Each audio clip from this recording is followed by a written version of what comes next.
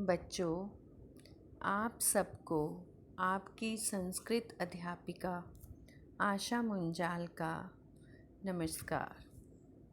आज मैं आपको यह बता रही हूँ कि जब वाक्य में हम शब्द रूप भरते हैं तो हमें किन किन बातों का ध्यान रखना चाहिए। सबसे पहले इसके लिए हमें कारक की पहचान होनी बहुत ज़रूरी है। वाक्य में शब्द रूप भरते समय हमें दो चीज़ें आनी बहुत ज़रूरी हैं, कारक और उपपद विभक्ति। लेकिन हमने अभी तक सिर्फ कारक सीखे हैं, उपपद विभक्ति नहीं की। इसलिए हम अभी सिर्फ शब्द रूप और कारक का संबंध सीखेंगे।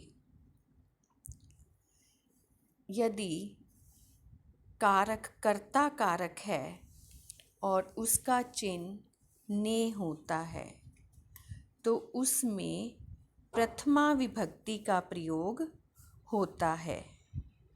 जैसे राम ने गृह कार्य किया, रामः गृह कार्यम अकरोत्।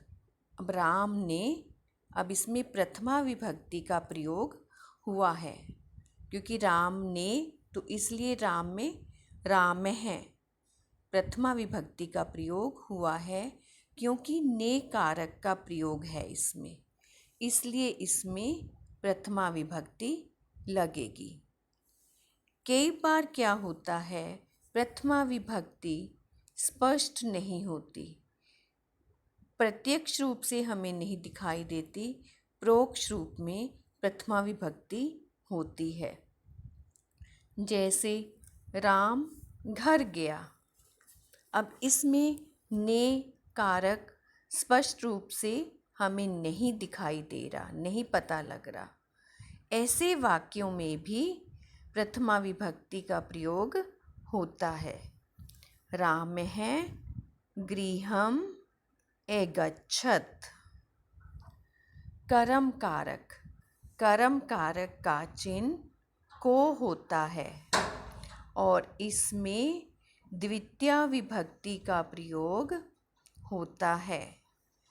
राम विद्यालय गया, रामः विद्यालयम् अगच्छत्। और यहाँ पर भी को अस्पष्ट रूप से है वाक्य में।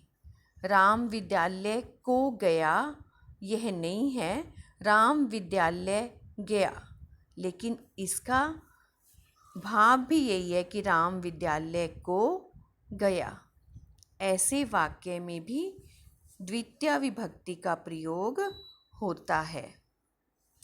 तृतीय विभक्ति करण कारक, जिसका चिन्ह से और के द्वारा होता है, इसमें तृतीय विभक्ति का प्रयोग होता है। राम के द्वारा काम किया गया, राम के द्वारा काम किया गया। रामेण कार्यम अकरोत्, राम के द्वारा कार्य किया गया।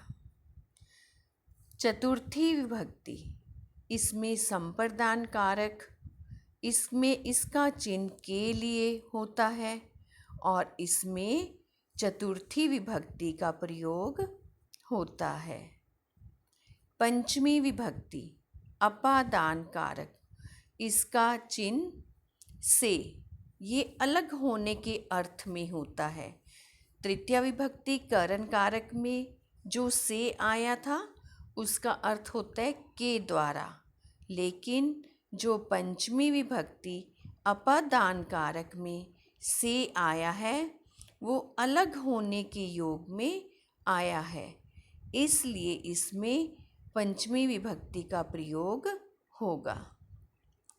षष्ठी विभक्ति संबंध कारक, जिसका चिन्ह है का, के, की, रा, री, रे। इसमें षष्ठी विभक्ति का प्रयोग होता है, जिसमें संबंध बताया जाए, मेरा, हमारा, तुम्हारा। इसमें भी षष्ठी विभक्ति का प्रयोग होता है। सप्तमी विभक्ति अधिकरण कारक, में, पर। इसका चिन्ह है में, पर। इसमें सप्तमी विभक्ति का प्रयोग होता है। और संबोधन, हे, अरे, ये संस्कृत में प्रयोग नहीं होता। संस्कृत में सप्तमी विभक्ति तक ही प्रयोग होता है। बच्चों, उम्मीद है तुम्हें कारक शब्दरूप के साथ कैसे प्रयोग करने हैं समझ आ गए होंगे। कल आपने अगली कक्षा में आपको शब्दरूप फल, राम, लता और मुनि, ये शब्दरूप आपको याद होने चाहिए। हम इनका अभ्यास करेंगे। धन्यवाद बच्चों।